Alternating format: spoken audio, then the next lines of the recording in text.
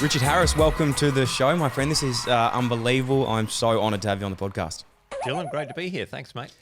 We've been chatting for a little bit about this. I obviously am a huge fan of what you've done, what you've been able to achieve, and we've been sort of in communication recently via email. And just to get off the bat, because I'm so confused, Richard Harris, but you keep signing off as Harry. So is Harry the go-to, or is it Richard? Yeah, definitely Harry. I think from about the age of 7 years old, everyone just started calling me Harry, and actually started with my older sister. And she was nicknamed Harry because of a childhood book called Harry the Dirty Dog, which is not very flattering to her. But and I just picked up the nickname from her. I guess from Harris is where it starts. Makes sense. I'm just very well known to stuff up exactly what I'm saying in all of my podcasts, which everyone that listens consistently knows. So I just want to make sure today that I am calling you by the correct term, and we'll stick to Harry for the remainder of the podcast today. Harry's fine. Mate, how's the summer been? What have you been up to? I know you're an extremely busy man, but have you enjoyed yourself? Have you had a good break? Well, actually, I haven't really had a proper break. I've just been working bits and pieces throughout since before Christmas because elective surgery, because I'm an anaesthetist, I've been working in the hospitals. Elective surgery has been kind of turned off, but not quite finished. So I've just been doing bits and pieces and obviously doing some of my other passion projects. Like I'm working on another book and I've got my podcast going and been working a little bit on some of the film stuff that's happened around the rescue. So life's pretty busy, to be honest. I can imagine. I've been a massive fan of your podcast, Real Risk, obviously your book as well, and the documentary that's all happened, which we'll definitely touch on today, all of those things. I honestly have no idea how you manage being an anaesthetist, cave diver, documentaries, all these sort of things. But I'm so keen to unpack your story, and I'm sure we're going to get a good idea of how you manage all these things, because you're obviously a very highly, I wouldn't say a high operator, is that the right term? A high operator of how you've been able to do it, because it is seriously impressive. I think the answer is I bite off more than I can chew, and as soon as my life is under control and things are relatively quiet, then I sabotage everything by taking on a new project and say, I'll start a project, start a podcast. I haven't got enough on my plate, so and that ruins your life again for a while until you. I couldn't agree. I really don't want to compare myself to you at all today, but I couldn't agree more. I have the same tendencies. As soon as I feel comfortable,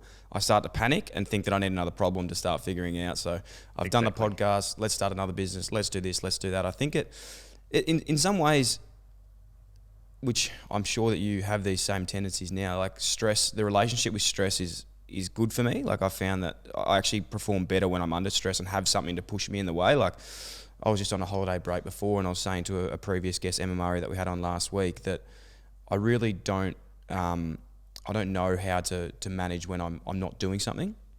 No, I agree. That's a really good insight. I think that's exactly the same for me. As soon as things are a bit quiet or under control, then I seem to find ways to make life crazy again. And, the saying, if you want something done, ask a busy man. So maybe that's us. Very true. Hey, let's get into your story, mate. Obviously, we're all really aware of what you've been able to achieve and what you've done, but I would love to go back to the start and just find out a bit about your upbringing, where you grew up, what you were like as a kid, what was your family like, and how you got to where you are. Well, I'm born and bred in Adelaide, which is where I am still. And, I was very lucky, very privileged upbringing, middle-class family, nice suburb, and, never really wanted for, always had food on the plate and a roof over our heads, so I consider myself extraordinarily lucky in that regard. Went to a good school, and but I think what was important in my life early on was that my parents and their family friends were kind of into the outdoors a bit. Dad was always into the beach and boating and fishing, so that was a huge part of my childhood, just being on the ocean and catching fish. I got into snorkeling and spearfishing very early as a young boy and was always fascinated by the ocean, and I was sure from as long as I can remember I was going to be a marine biologist, and in fact I applied for that and got into it, but somehow fluked getting into medicine as well, so kind of made the choice of a maybe a more safe career in terms of reliable income and stuff, but that love of the ocean and biology and science has never left me. So that was a big part of my upbringing. But we're also into, camping and the bush and hiking and stuff. And as I mentioned earlier, team sports weren't really my thing. I wasn't particularly talented or coordinated in those areas, but I just found that being in the outdoors and the wilderness was something I really was drawn to, and that became a real focus for me. And as it's turned out, it's been, especially the diving, it's been more than a hobby. It's just been a massive part of my life. Incredible. I'm so keen to unpack that. But first, let's go to the medical side of things because, I'm sure most people know what an anaesthetist is. I've, played footy for a while. Had the pleasure of working with a lot of you to be able to put me to sleep and have so many surgeries. But I know there's so much more to it. How would you explain what you do now to someone who has no idea what it is?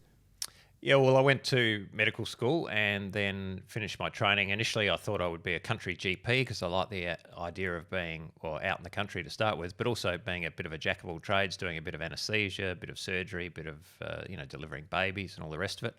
And I went to the UK to do some anaesthesia training with that in mind, and actually just really loved the specialty, doing anaesthesia and intensive care work and a bit of emergency medicine. So I sort of switched goals maybe and came back and did the anaesthesia training program in Australia, which is another 6 years or so.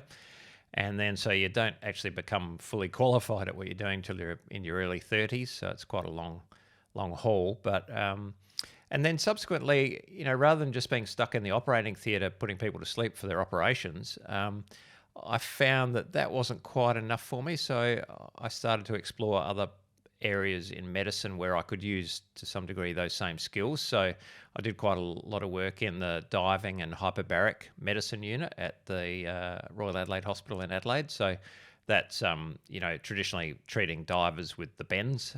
You put them in this big chamber and pressurise the chamber to get rid of the bubbles in their blood. But it's also used for a lot of other stuff like wound healing and the footy players at one stage used to go in there for their soft tissue injuries and things, but that was found to be a bit bogus and didn't really help. So we don't do that anymore. But that was quite exciting, and hanging out with all these police divers and commercial divers and stuff was really interesting to me. And then we went to Vanuatu and lived there for a couple of years and did some medicine in a developing country setting, which was really interesting. I did around the ICU and anaesthesia and also the diving chamber over there for a couple of years. Then back to Adelaide and started working with the South Australian Ambulance, working on the helicopters and doing that sort of stuff. So delivering that same sort of critical care medicine, but in slightly stranger environments again, at the roadside or in a shed on a farm somewhere, and looking after the most sick or injured patients in South Australia and bringing them back to the big hospitals in Adelaide. So I've always kind of tried to mix it up a bit, and alongside in parallel maybe with my diving and doing more and more big expeditions to remote areas and being the doctor on those trips as well, it's all kind of come together quite nicely in a way to keep me entertained, but also obviously when this rescue came up in Thailand, to give me the right skill set to be of use in that. We spoke about pressure before, and I'm seriously embarrassed now that I compared it to yours, because my pressure is work and your pressure is life and death situations. It sounds like you're putting yourself in these situations, continually scaling up to all these types of facets, and then that's how I suppose it really does correlate with the diving and being able to stay calm. I think that's the biggest thing that just from chatting to you today is maybe the difference between you and the average person, including myself, is you can just stay calm in these situations that are very high risk. Well, everyone's got a point where they lose their calm demeanour, of course, and I'm certainly one of those. But part of that is an acquired skill. When you work in a specialty like critical care medicine, and the patients can deteriorate very rapidly in front of your eyes, sort of thing. They start going blue, and you've literally got a couple of minutes to change the course of their progression. Otherwise, they're going to have a cardiac arrest or whatever. Then you need to be able to maintain sufficient calm to be able to deal with that without panicking. But a lot of that, some of that is inherent, and if you don't have a bit of that to start with, then you're unlikely to want to stay in that specialty because it's just too stressful for you. And certainly some of my friends along the way said, maybe this is not for me. But once you've got a little bit of that, you can develop a lot more of it just through repetition and training and exposure to those difficult circumstances, and sort of stepping it up in the way I've described with my career by just being exposed to more and more challenging situations. You build on that previous experience. And I would say that at the end of the day, it just turns out to be a job, no more or less stressful than some other jobs. I think about people who work in the media or publishing and the deadlines that they've got. I mean, the stress that you experience in life is to a large degree put upon yourself, as we've started this conversation about. Some people go looking for it, some people try and avoid it. But if you're unemployed and sitting on your ass at home, that's a massive stress. And you're worrying about putting food on the table. That's different type of stress again. So I think it's just whatever you're used to. Do you have any techniques that you use? It sounds like it was quite inherent for you, that it's something that you were already good at, and you said you've developed it over the years. But for example, and jumping ahead a bit here to next week, I'm going on this resilience camp, because I haven't really tested myself in a while. I used to play sport, haven't done anything. So I signed up to this camp, and it's approaching now. I'm like, fuck, I really don't want to do this. It's something that I don't have to do. I've sort of wrote myself into it. And the main reason being, and how I actually came across you to try and get better at this, is I'm extremely claustrophobic. And I was trying to get myself comfortable in watching these your documentary, reading your book, and any techniques that can help yourself stay calm in these situations. What would you say to someone in that situation, but also in any situation where they might find themselves over panic? Is there something that you do, like a trigger? Is it breathing? Is it mindfulness, go to somewhere you want to be, that helps you out in those severe situations?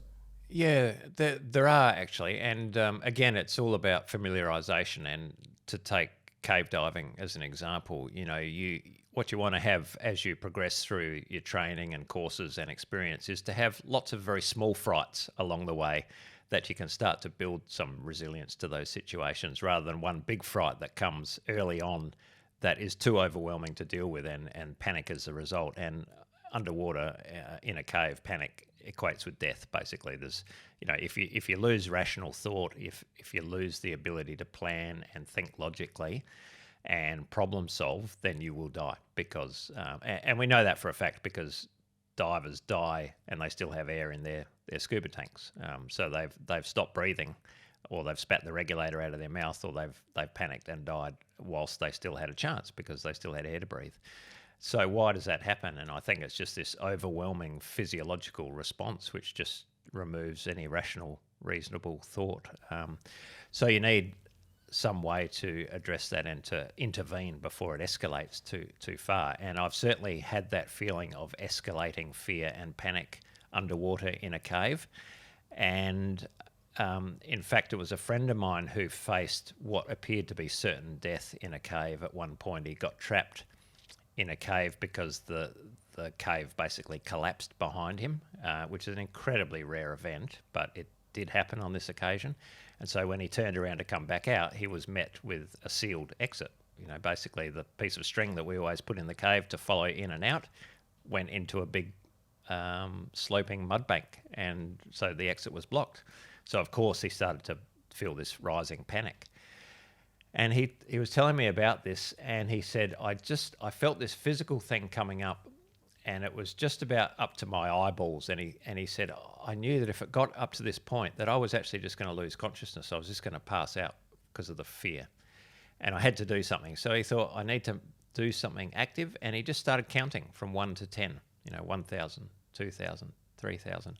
And just that act of taking control and doing something that he could do in that moment, however small it was enough to make this physical thing just push back down again. And he was able to get back in control, and he made a plan, and he managed to escape. I won't go into all the details, but it's an incredible story in itself. And I got stuck at the back of a cave a couple of years after that, and I felt that physical, visceral reaction starting in myself. And I remembered his story, and it saved my life, because I did the same thing, and it completely helped and allowed me to stop and think long enough to start making a plan and escape the situation. So I guess my go-to now, and we have this saying in cave diving, it's a bit of a mantra, and that is stop, breathe, think, act.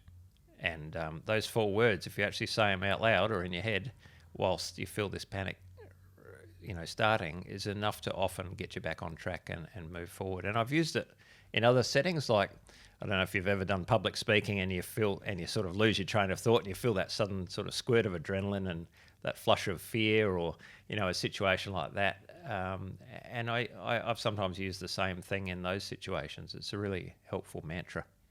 It's fascinating to hear, and it's something that like I can really revel with. I suppose I can really like understand how that could happen. I'm just thinking in my own head of the situation I would be facing as well, trying to do that, because I know that it's just about really distracting yourself. I think of taking away from the situation it is and staying calm and understanding your breath and thinking logically. But at that time, and I've been in those situations before with this fear where it is hard to see that, because your brain just runs 100 mile an hour to try and escape. Yeah, and caving is something that can be pretty strong provocation for that sense of fear or panic as the the walls close in on you and you're in a very tight passage. I actually get a bit claustrophobic in dry caves myself, because you've still got the weight of gravity on you. You can be in a tiny little tunnel where you've got your head turned to the side just to make your head fit through a crack, sort of thing. And your breath is kind of hot and close, and you feel like you can't quite get enough breath. And I certainly get that same sense of fear and claustrophobia in those caves. But strangely, underwater, because gravity is removed and it's very easy to move backwards and forwards, you can move just with your fingers on the floor of the cave because you're neutrally buoyant. I find that much more relaxing, actually, being underwater in that situation. I can wriggle through things underwater that freak me out a bit in the dry caves. So go figure. What actually draws you to this? Like, I know there's probably a million answers to that question, but I think a lot of people listening would be like, that is my worst nightmare, to do that, and they'd never put themselves in that situation. What draws you to it? Is it the test of doing it? Is it something that you just want to explore that risk and you love these situations? Have you reflected and worked out for yourself why you actually do that?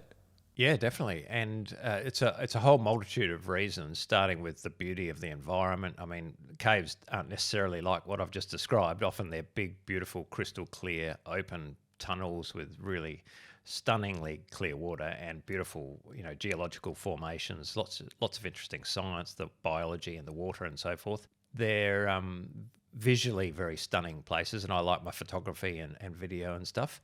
The equipment is quite complex, and the logistics can be quite complex, especially for remote expeditions. I really enjoy all the tinkering with all the gear, and we build a lot of stuff for ourselves sometimes, and develop our own techniques for different types of caves. But overwhelmingly, the thing that draws myself and some others back is this idea of genuine exploration, because the caves are really unique on our planet in that they are the last place that you can genuinely go and find something that has never been seen before. Like, every mountain has either been climbed, or at the very least you can look at it through a pair of binoculars and see and plan which way up the mountain you're going to go.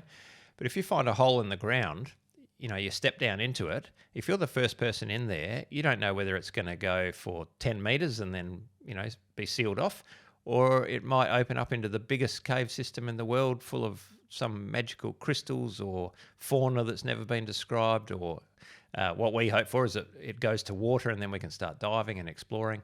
And that experience of being the very first to find something for yourself is hugely exciting and actually very addictive as well.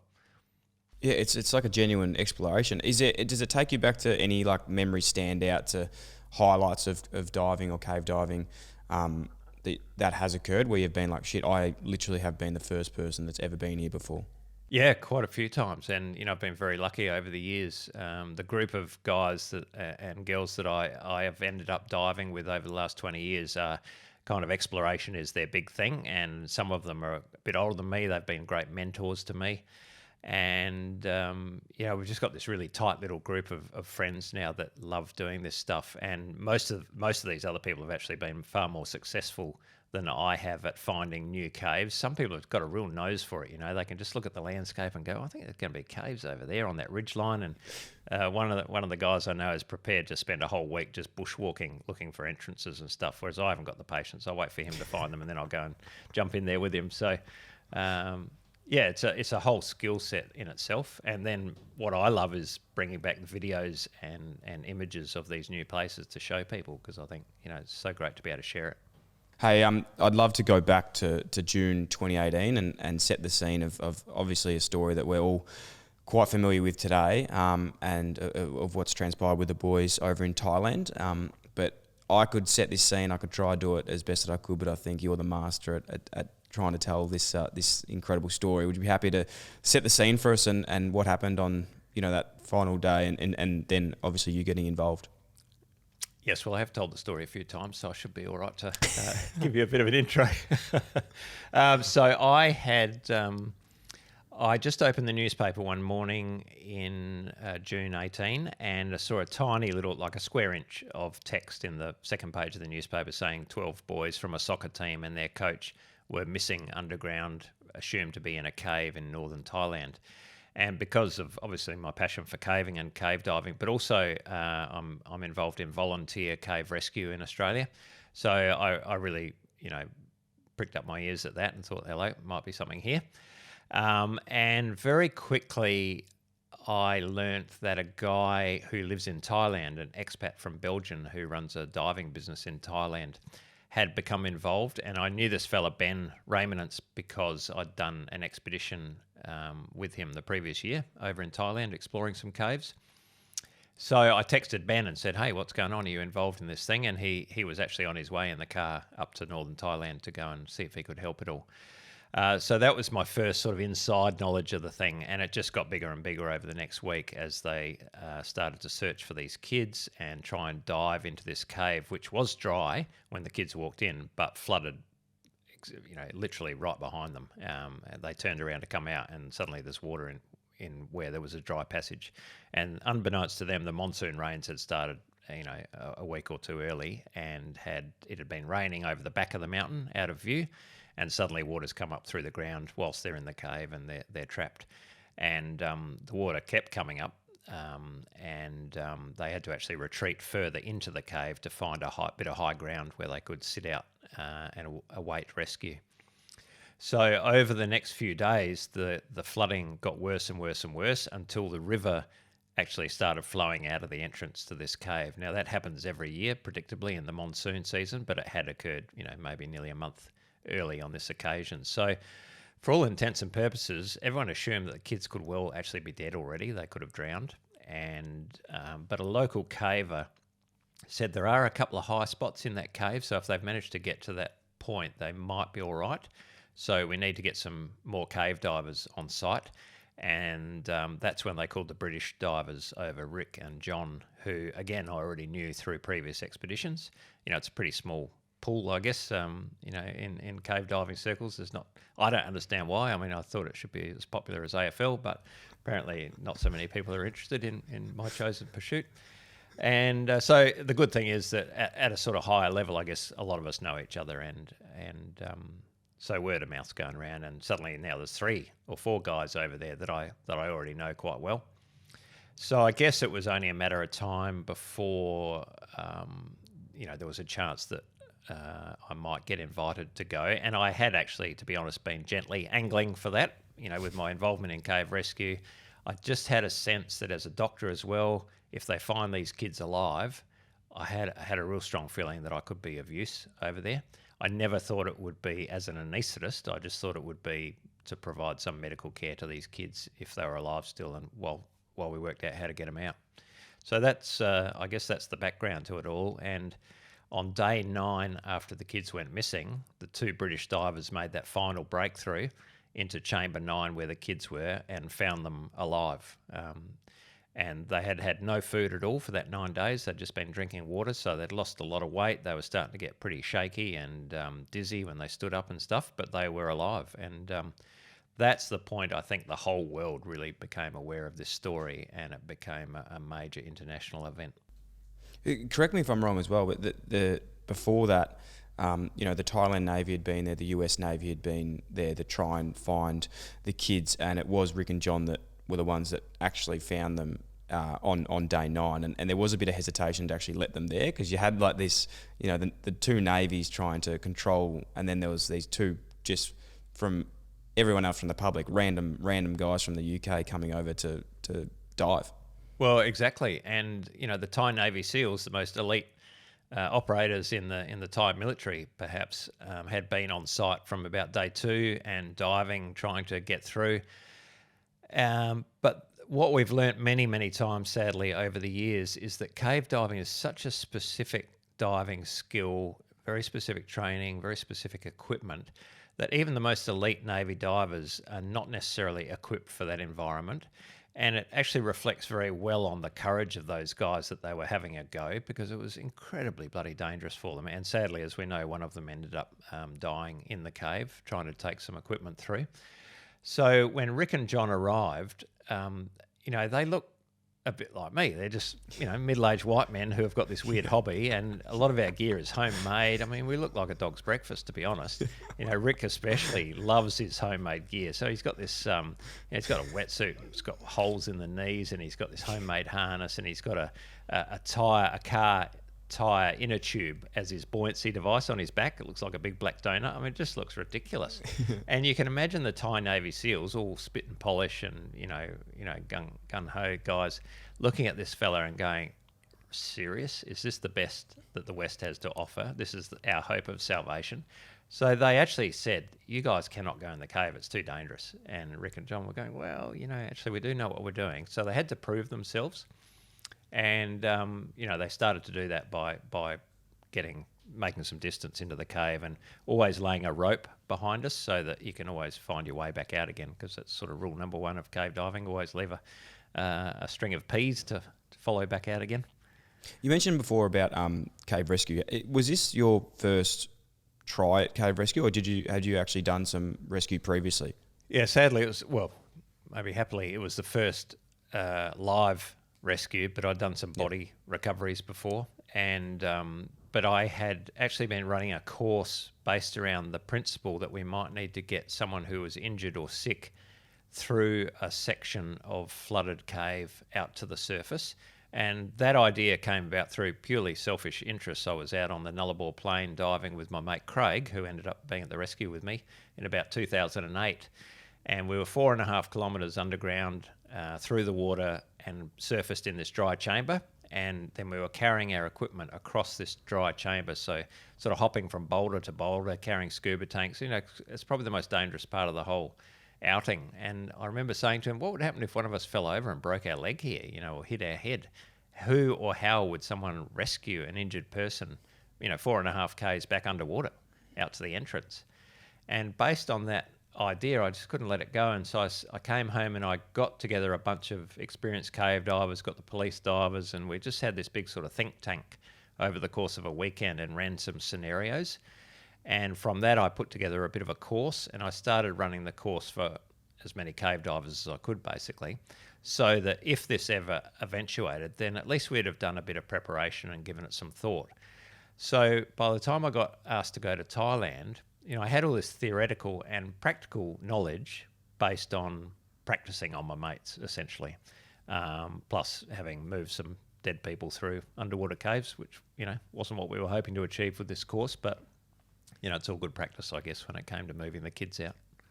Incredible. When did you finally get the call up? How did that all sort of transpire? Was it, I know you said before you were already hinting that you were really keen to get involved. Do you remember where you were and when you got the call and how quickly you were on the flight over?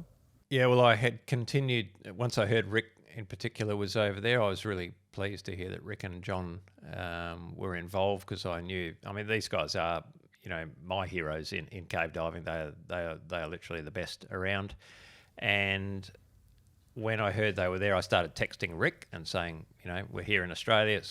I felt like it's kind of our patch as well, we're part of the Asia Pacific region.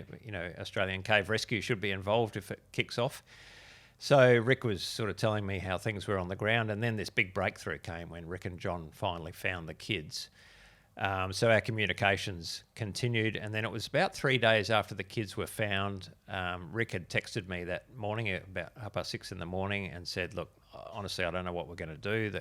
I can't see any way these kids are coming out alive.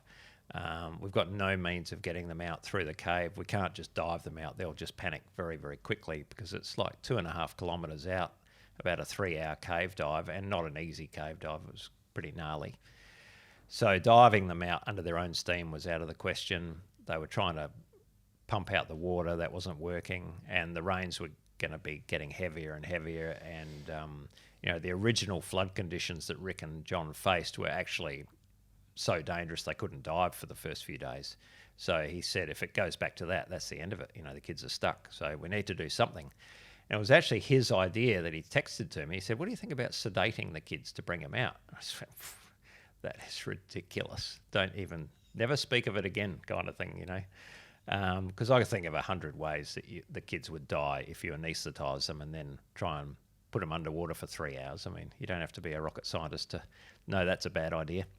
But he said, oh, well, maybe you should come over and have a look at that because I can't think of anything else. So I agreed to come over, and he spoke to some Australian government people that were already on the ground. The federal police were there helping. And so Canberra called me about an hour later. There was sort of that morning. I was actually in the operating theatre. I got this call, and I said, yep, happy to go. And by the way, I need my mate Craig to come with me because I need another safe pair of hands to keep an eye on me and the plan. And they went, oh, no, I don't know about Craig, because I was sort of already on the government books for various response teams with my work with the ambulance service. But Craig was a bit more of an unknown quantity to them, so they were a bit reluctant to have some other random involved. But I managed to say, well, I'm not going if he doesn't go, kind of thing. So there we were. We're both on our way. What was it like landing there? Obviously, there with Rick and John, the plan's been laid. That was the idea. Did you actually think that was going to happen? Was the plan to actually put the kids to sleep? Like, how much did you actually think in your head? I know doctors are always very, very realistic on plans. Did you really think this was actually going to work? I had 100% certainty that those children could not survive if we anaesthetised them and pushed them underwater for 3 hours. And, that came from my knowledge of diving and diving equipment, from my work as an anaesthetist, but also from this training that we'd been doing for the last 12 or 13 years. I mean, I'd even practiced myself pretending to be unconscious and been taken through a cave underwater. And even though we're using these full face masks, which will seal all the way around your face, so you don't have to be awake to hold the mouthpiece in your mouth, even with that, I found that the mask would gradually fill up with water if I didn't take active steps to clear it. So I just was absolutely certain that the kids would drown in their mask, or 100 other ways they could die, which probably haven't got time to go into. But, I could think of so many ways they would perish and not one way that it could work. And, it was totally unprecedented. No one had ever done such a thing before. So my view when I left Australia was that I'm going to help, but I'm definitely not going to anaesthetise those boys. And I guess the next question is, well, why did I change my mind? And it was really having spent 24 hours on the ground and sort of asking all the questions I needed to ask and actually going to visit the boys myself and seeing where they were, that I realised that they had no other way to get out of the cave, and we either turn our backs on them, in which case they're going to die in the cave because, the rains would come and they'd be trapped in there, so they'd starve or die of infection or whatever, or we give this crazy idea a go, and whilst I didn't think it would work, at least we'd be doing something to try and help them. How long had they been in there when you arrived? What day were we at? I think we're up to day 13 or 14. I think they ended up in there 17 days total. Unbelievable. And what was the actual logistics around this? Like, I can imagine it's not as simple as just putting them to sleep and diving them out. Like, how narrow were these passages?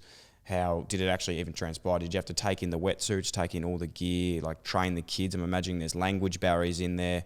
How long did it take to actually convince them and explain what was actually going to happen? Yeah, well, all those things. You've sort of hit the nails on the head, really.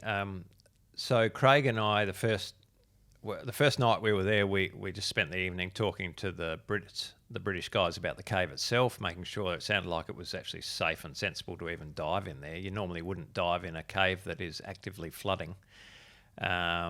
So the water level was at a state where it was reasonable to be diving, but we had to kind of keep a close eye on the weather. And I spent, as I mentioned, that 24 hours just asking all these questions. Where's the water pumping up to? Can we drain the cave to just swim the kids out or walk them out? And the answer was no. We're holding on, but once the rains come back, then the cave's going to reflood again, and no one will get back into the cave, and probably not for another 3 to 6 months. So, and the forecast said we probably had 3 or 4 days until that happened, and then it's game over. So we had to make plans pretty fast. So I kind of insisted on diving the cave the next day, even though it was almost a wasted day. I just needed to, A, make sure I was safe in the cave and that I could manage it myself, and B, just go and see the kids and look them in the eye and have a look around the environment I was going to be in if I was going to do this anaesthetic plan, and just make the whole thing a bit less theoretical and a bit more concrete in my mind.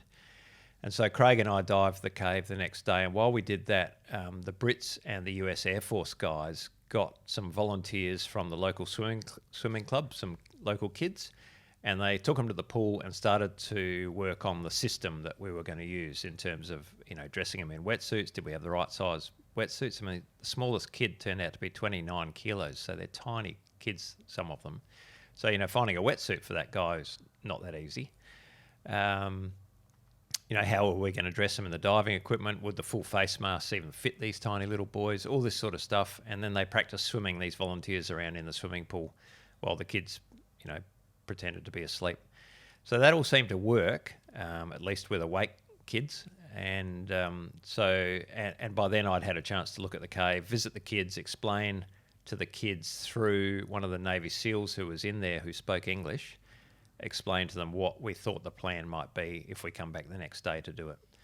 So, and the kids, to be fair, were completely on board. I mean, they'd been sitting in there for nearly 2 weeks.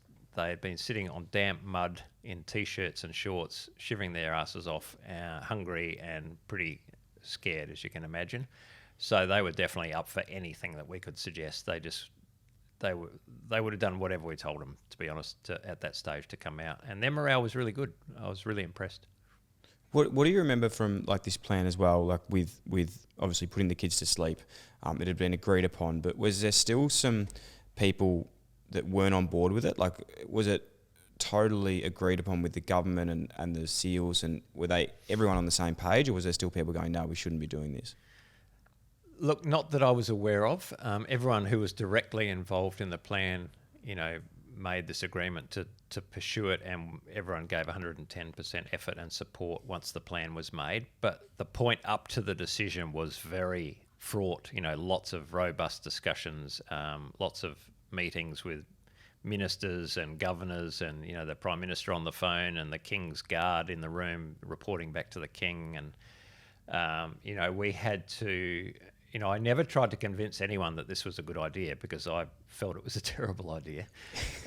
But I did tell people what I was prepared to do, what I was prepared to attempt. But ultimately, the decision to do this or not was up to the Thais.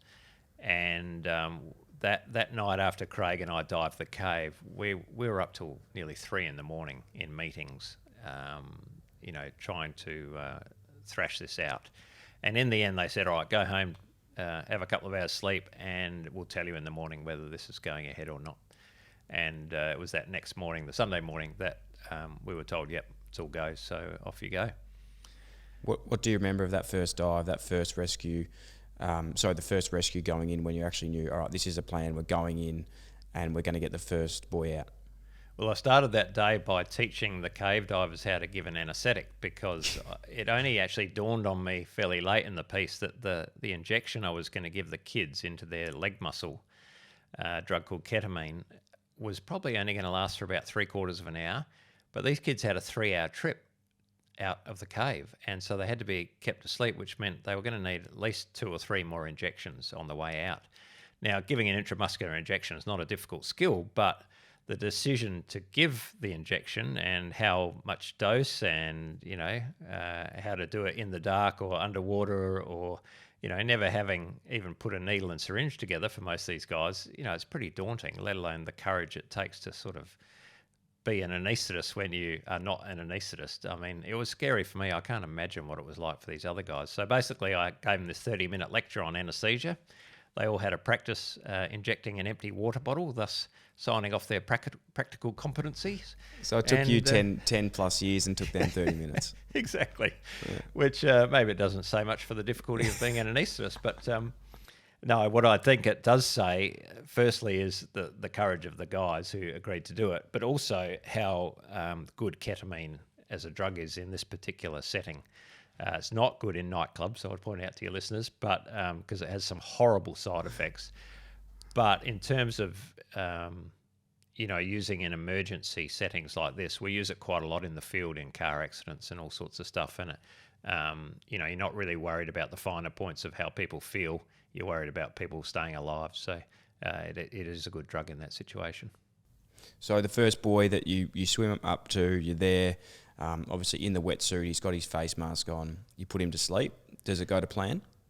Yeah, well, pretty much. I mean, I wasn't really sure what it was supposed to look like at that point, but yeah. So Jason, one of the Brits, was going to take the first boy out. Jason's particularly courageous sort of bloke. He's always up for being the first at anything. So he goes up the hill to see the kids, make sure the kid's got his wetsuit on, little buoyancy jacket, hood and so forth, and then brings the kid down the hill. Kid sits on my lap. I'm sort of half in the water, so he's just sitting on my knee, and I give him the 2 injections to make him go to sleep. And once he's asleep, we then put the mask on his face, and because they're quite claustrophobic things, I didn't want to upset the kids any more than necessary. Once the mask is on his face, then Jason would go off and get his own diving equipment ready, because he's going to take this boy all the way through the cave while I look after the next kid. And I then need to make sure the mask is sealing properly on the kid's face. So I do a few experiments, just pushing his face into the water and then lifting him up and checking again to see if any water's gone inside. Do that 2 or 3 times until I finally am happy, and then lie him down, face down in the water, just let him sort of bubble and breathe away there. We also had decided to tie the kids' hands behind their backs and tie their feet together, and 2 reasons for that. Firstly, to make sure they're as streamlined as possible, so that when Jason, for example, got to one of these very tight restrictions, he would be able to push him through like a bit of a dart, so that he wasn't getting tangled up or hooked up on anything. Also, if the sedation suddenly wore off underwater, we didn't want the kid to panic and reach up and rip his mask off, or even more importantly, rip the regulator out of Jason's mouth and drown him, because, a 15-year-old soccer player is pretty strong. So, there were sort of 2 reasons for trussing the kids up a bit. But I can tell you, morally, that felt almost as bad as pushing an unconscious child's face into the water. It was a bit of a new low in terms of my career at that point. I felt that, this was probably euthanasia, not rescue, that we were doing here. But as you know, we got those first 4 kids out successfully on the first day, and then repeated it for the next 2 days. What was it like getting the first one out? Do you remember the feeling? Was it more just relief? Do you remember the reception from everyone else that was there? Were they just like, what the hell? What was the response like? Yeah, well, I wasn't aware of how any of this had gone until I got out of the cave at the end of the day, because we had no communications with the outside world. We were a long way underground. And so I was just sending these kids off one by one.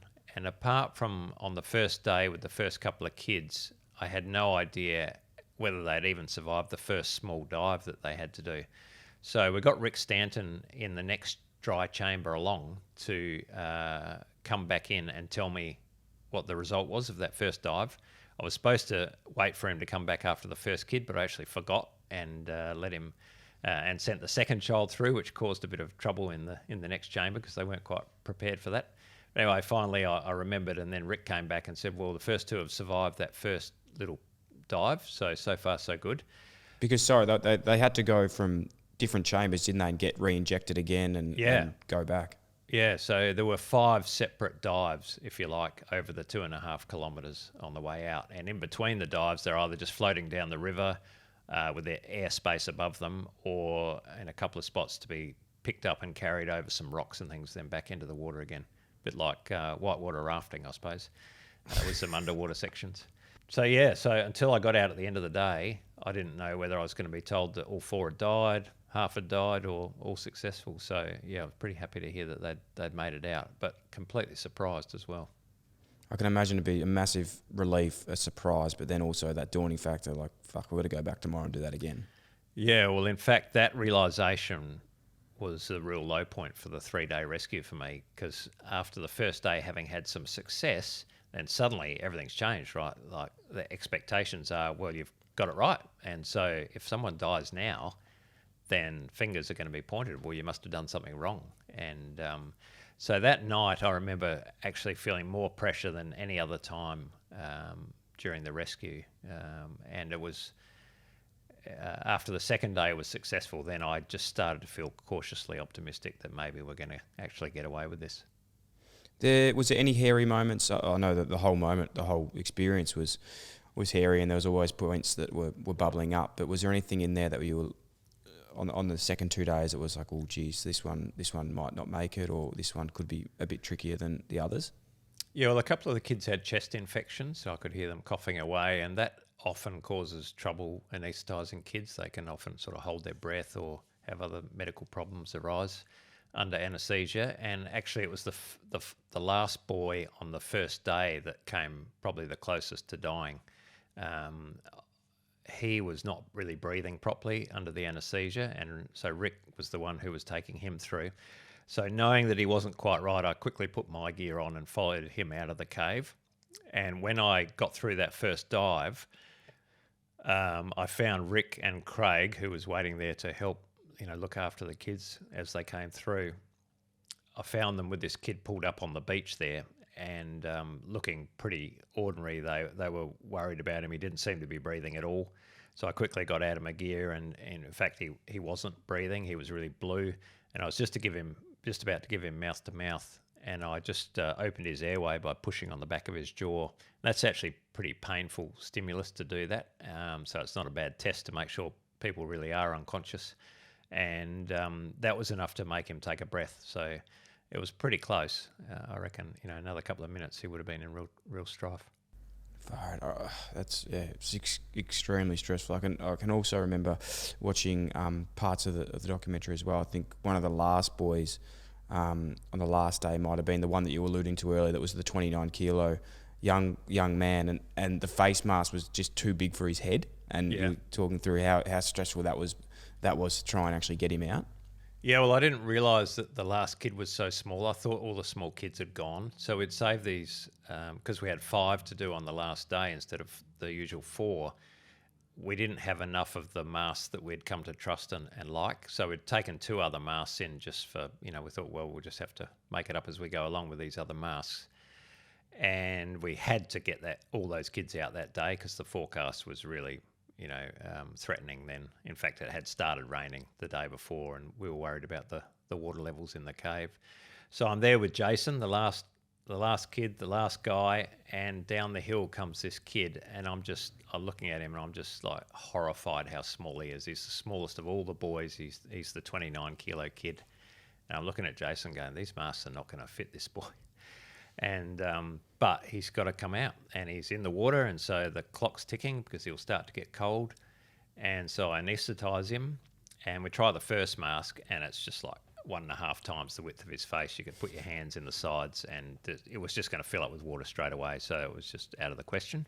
So then we had this little pink mask that looked like a toy compared to the commercial diving gear that we had been using. And it was all sort of soft and flopping around, and it just didn't look safe at all. And, Jason's really worried that he's going to be the guy who kills the one and only kid for the trip. And in the end, we sort of padded out his hood. We put some foam under his hood to make his face bigger, and we got it sealed on there, but it looked terrible. And I said, Jason, I'm sorry, mate, you're just going to have to go, because otherwise we're going to have to re-anaesthetise the kid. He's getting colder by the minute, and he has to go today, so off you go. So off he went, and Jason, took such good care of that kid. He protected his face, make sure the mask didn't get bumped or knocked or anything. And it must have been a hell of a stressful dive for him. But, yeah, they got him out safely. I can't imagine how stressful that would have been, getting the last one out when that seems like the hardest one to get done. Do you remember the elation of finally finding out that it had all been successful? Do you remember coming out of the cave with all of the boys rescued and just thinking, what the fuck did we just do? Yeah, well, when I got to chamber 3, which is the final chamber that you reach when the diving's finished, and the Americans are there to sort of help me out of the water, I ended up taking one of the kids that last little dive because one of the other divers actually had a bit of a near miss himself. So I took the kid from him on my way out and took the kid through that section and handed off this kid, and the Americans are going, that's it, mate, they're all alive. Fantastic, because Jason and his boy had already been through. And I just, honestly, I was so exhausted after 4 days of, 2 or 3 hours sleep a night, 12 hours underground each day, late night meetings. And I was just so knackered. It took a while to sink in. But then we all stood around in chamber 3, all the divers and lots of the Thais. We're still waiting for the Navy SEALs who are still in the cave to come out. And we're all just standing around with these stupid grins on our face, looking at each other. No one could really talk very much. And it was just, you could just, if a look counted for anything, we could just tell that it was just an amazing moment and one to be savoured. But we're all too knackered to party that night, I'm afraid. What happened once you got out onto the land and unfortunately you couldn't party that night, but what was the reception of the Thai community when you're over there and their reaction to the news? Oh, extraordinary. I mean, you could sense the whole country, applauding and maybe the whole world, it was amazing. And I have a very clear memory of walking out of the cave on that last night, and everyone who was outside the cave had lined up in a bit of a corridor, a row of 2 people, and I don't know, 1,000 people just on this big thing you were walking through, and every single one of them wanted to shake your hand, pat you on the back, and then when you got to the end of it, you would stand on the end of it and join the queue sort of thing. And, just this cheering and clapping that went on for about an hour, I reckon, while people came out of the cave. It was exceptional. It was a great moment. Is it true as well that there was some concern for yourself and Rick and the rest of the crew that if it didn't go to plan, there would be some backlash from the Thai government? I remember saying that there was actually a plan that if things didn't go the way expected and something did go wrong, there was an exit strategy to just get you guys straight out of the country. Yeah, so on the first rescue morning, one of the guys from the Department of Foreign Affairs came up to me and said, look, we've just become aware that if there's a problem, any of these kids die, there's a chance you could end up in the Thai judicial system. Right, great. So, but honestly, our brains are so full of this plan and trying to think about what we're doing that day. I honestly didn't have time to even think about it. So I just said to the Australian guy, look, if something goes wrong, you guys will just have to get us out of Thailand. We just have to trust the Australian government to look after us. And maybe at some level, I couldn't really fathom that as volunteers, they're trying to help and putting our own lives at risk potentially for these kids, that the Thais would really do that. But, I think when things go wrong, it's not unusual for people to look for a scapegoat. And so maybe it wasn't out of the question. But honestly, it was the last thing on my mind. So I didn't have time to worry about that stuff. So you're in Thailand, you party, you're happy, it's been a really successful rescue, obviously. It's made worldwide news and the whole world's absolutely wrapped. What was it like for you? Did you head straight home? Did you go anywhere else? Anything strange happen that you were just like, what the hell is going on? Well, yeah, it got weirder and weirder for the next few days, I can tell you, because some of the parties they put on for us were fairly phenomenal and probably outside the context of a polite podcast like this to tell what stuff was happening. Not at all, yeah. But, sadly for me, that night of the end of the last rescue day, I rang my wife as I was doing each evening, and she had the terrible news that my father had died that afternoon. So, so that obviously took the edge off everything for me, and I felt, these bizarre emotions of terrible sadness and elation on the other hand. And honestly, I was just a complete mess. I was so exhausted, and so I really didn't know what to do with myself. Everyone assumed when I told them the next morning what had happened that I would just go home. But actually, I decided to stay and celebrate not just, the kids and the rescue, but also, the life of my dad, who was, really like best friend sort of father. We just got on so well. And he's the guy who pretty much showed me the world as it is in terms of the ocean, and all my passions, all came from him. And he was one of those really lovely, generous guys who just loves people and incredibly sociable. Everyone's his mate. And he'd been diagnosed with cancer fairly recently, and the end for him was looking pretty gruesome. And he was kind of lucky in that he just collapsed and died, probably unrelated to the cancer. And so I sort of got my head around that and thought, this is actually an absolute blessing. The guy's 88 years old. His death was looking like it might be horrible, and now he's just died. And that's something to be celebrated. So I managed to turn that around in my head and just stay on in Thailand and just celebrate both him and what we'd been involved with. And I think it was the best thing I could have done, just that sort of time with all these people I've been working with, half of whom I didn't even know their names, just to have a few beers with all of them and celebrate all this stuff was great. Yeah, well, you have incredible mental resilience, and I'm sure, I know how proud your father would have been of everything you were able to achieve. Was he able to know what had happened? Was he up to date with everything that had transpired when you were there?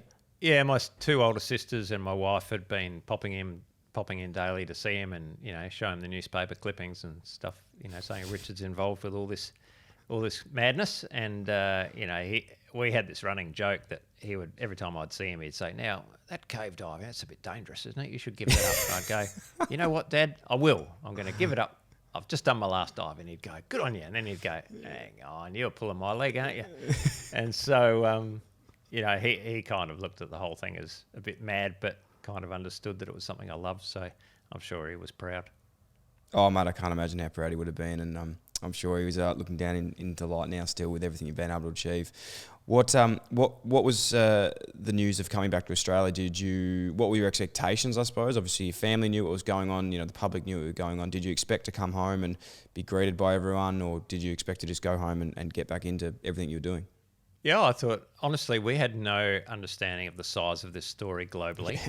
Yeah. And so it was a hell of a shock, I have to say, when we came home. We realised that, the whole country, in fact, the whole world had been watching this rescue, and that as two of the Australians involved, that we had become a bit of a focus of this rescue within Australia. I mean, there were a lot of other Australians there, the federal police and one of the Navy divers, an Army major. So, we certainly weren't the only Aussies there, but we had somehow become the face of this thing. And I kind of knew there's something going on when the next morning, the Saturday morning, I was home and I walked down the driveway to pick up the paper in my jocks, and out the front of the house, looking through the gate, is all the news crews from all the different TV stations. So I go, shit, and go running back inside. I go, bloody hell, Fiona, there's cameras outside the house. What do we do? She said, I don't know.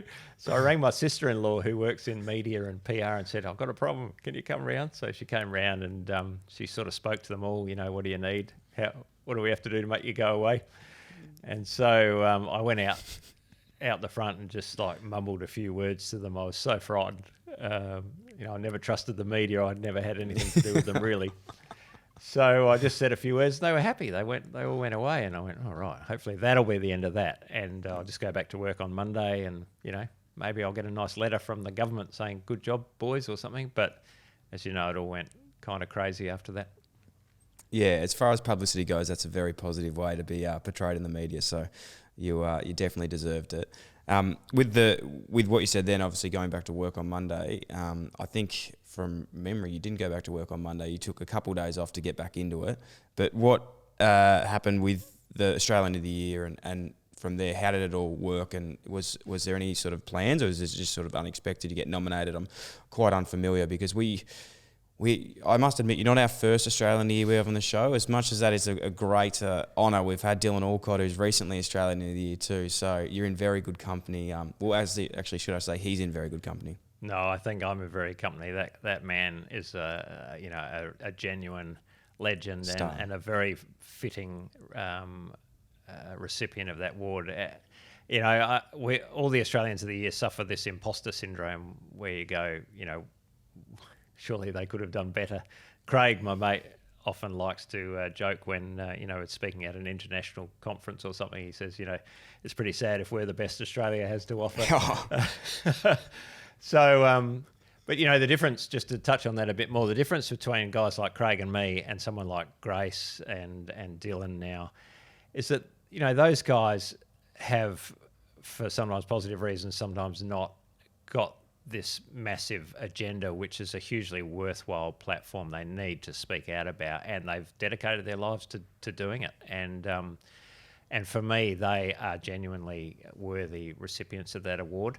Now, a couple of blokes who've got a slightly unusual hobby who just end up in the wrong place at the wrong time and do one kind of act or involved in one event, I can honestly say we're still quite embarrassed about that award and didn't really feel like that was, what we'd done was worthy of that. But, we have to get over that, I know, and I guess, we just did the best we could with the award and tried to live up to the expectations of it, and hopefully by the end of the year at least we'd, deserve maybe having the award. But it is a scary thing to be handed that award, and it certainly puts the spotlight on you, which is not something we were looking for. In fact, we actively hid from the media for about the first 3 months.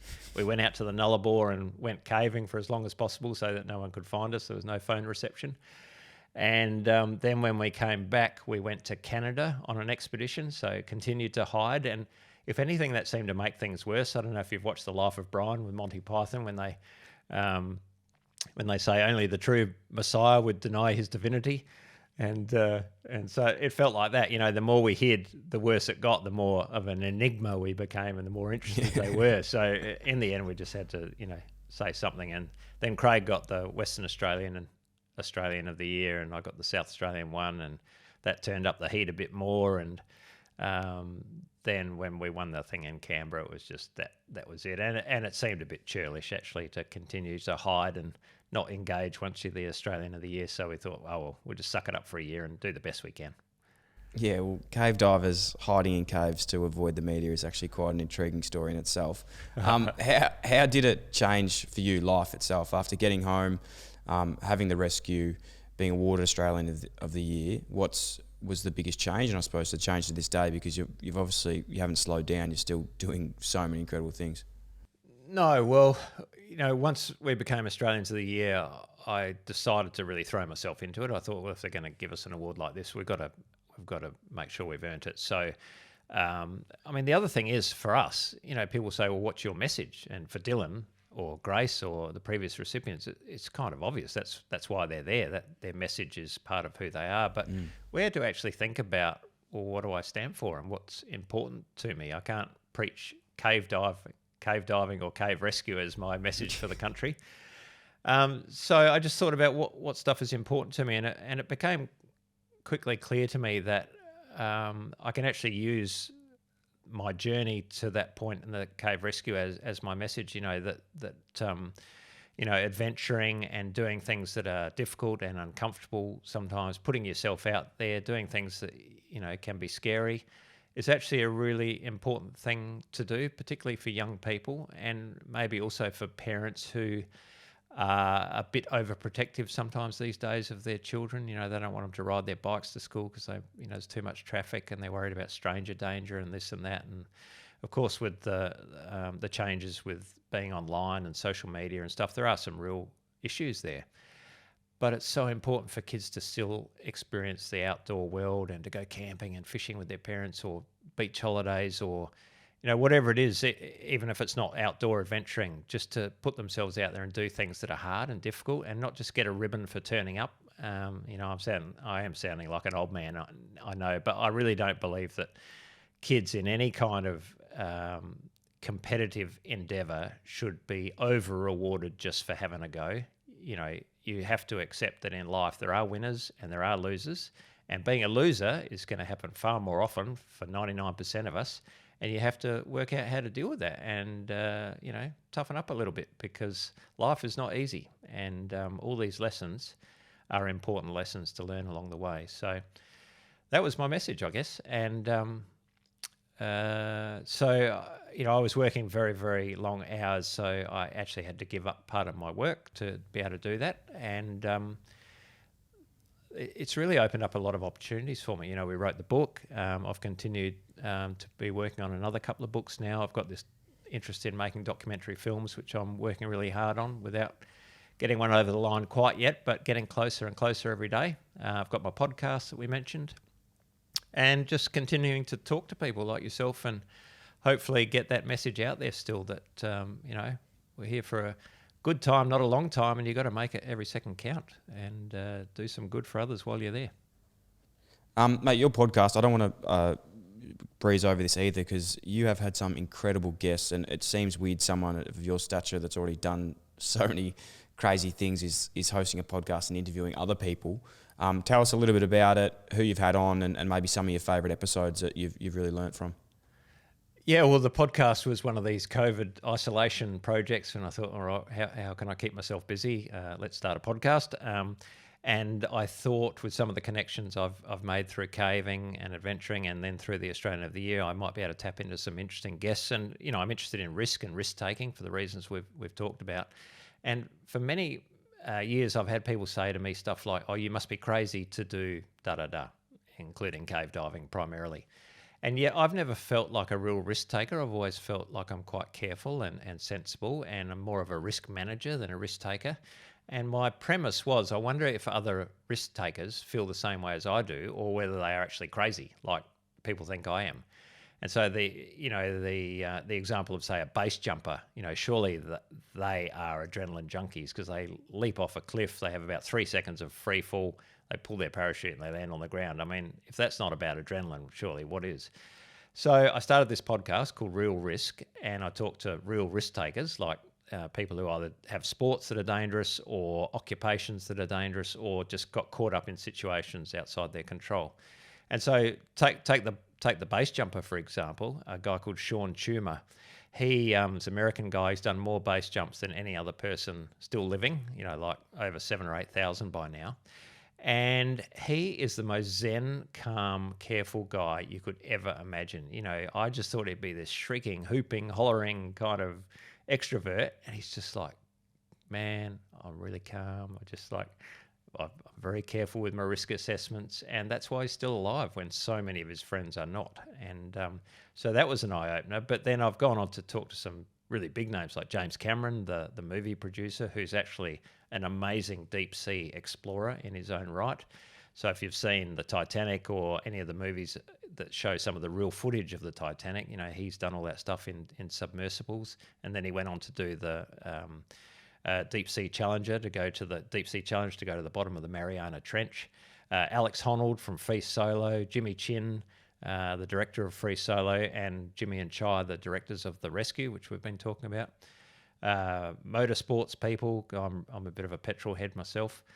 And you name it. Psychologists who understand risk, all sorts. So, I'm really pleased with it. It's just a lot of work, as you know, Dyl.